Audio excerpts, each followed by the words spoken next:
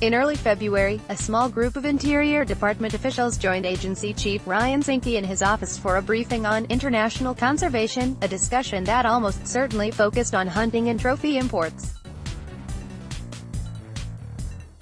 Among those in the room was Benjamin Cassidy, who joined the federal agency in October after walking away from his high-paying job as a lobbyist for the National Rifle Association. It was a familiar subject for Cassidy, now the Interior Department's Senior Deputy Director for Intergovernmental and External Affairs. For the better part of 2017, while still with NRA, he lobbied Congress on several pieces of legislation introduced by Rep.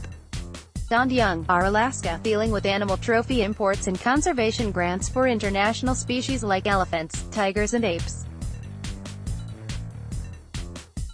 Ethics experts say Cassidy likely violated ethics rules by participating in the February meeting.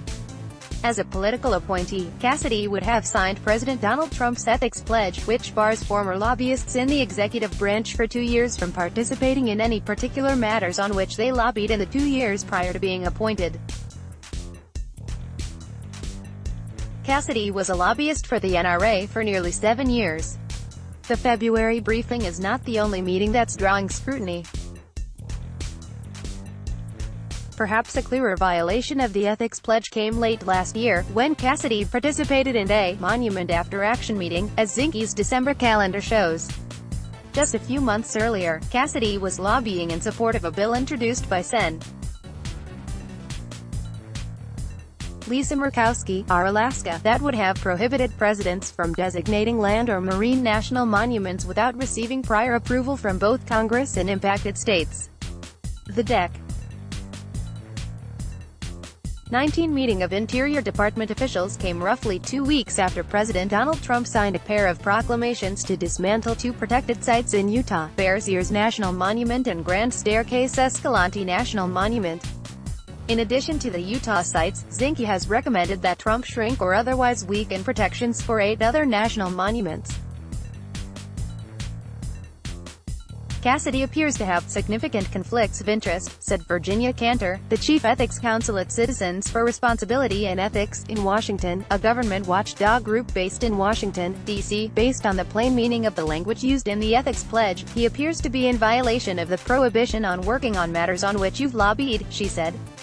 That is, unless he's not doing anything substantive, or he received a waiver, she added. Either he's violating it or the ethics pledge has no meaning, Cantor said.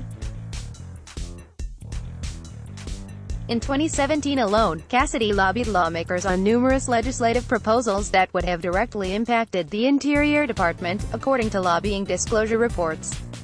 Those included measures aimed at overhauling the Endangered Species Act and the Migratory Bird Treaty Act, 2 bedrock conservation laws, expanding access for hunting, fishing and shooting on federal lands, and a joint resolution to repeal an Obama-era rule that largely banned hunting bears, wolves and other predators in Alaska's national wildlife refuges. Trump signed that resolution into law in April 2017, opening the door for the state to resume aggressive predator control tactics, including shooting bears and wolves from airplanes and killing cubs and pups in their dens. There is little information about Cassidy's role at the Interior Department, aside from his appearance at a handful of events listed on agency calendars.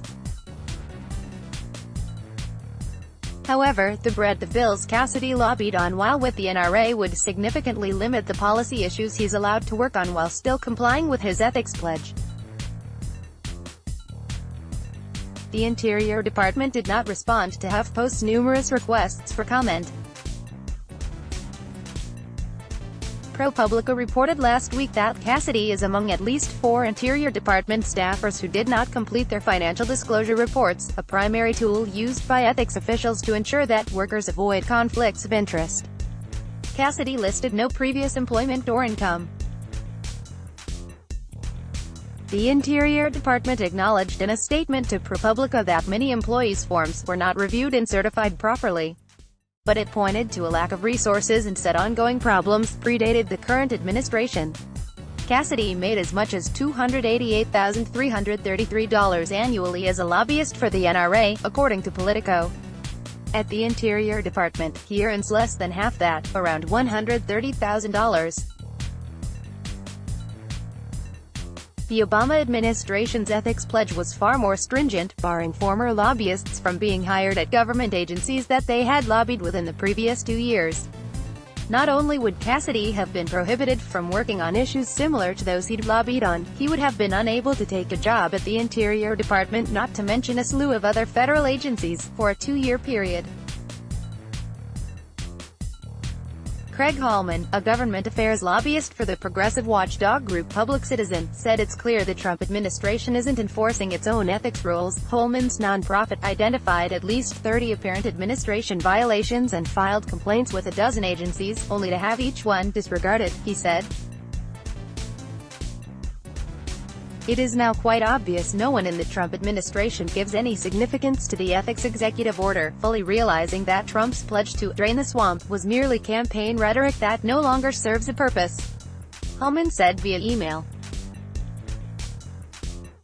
Cassidy joined several top officials at the Interior Department with apparent conflicts of interest. Last month, HuffPost reported that Cassidy's boss, Todd Wynn, director of the agency's Office of Intergovernmental and External Affairs, repeatedly scheduled meetings with his former employers.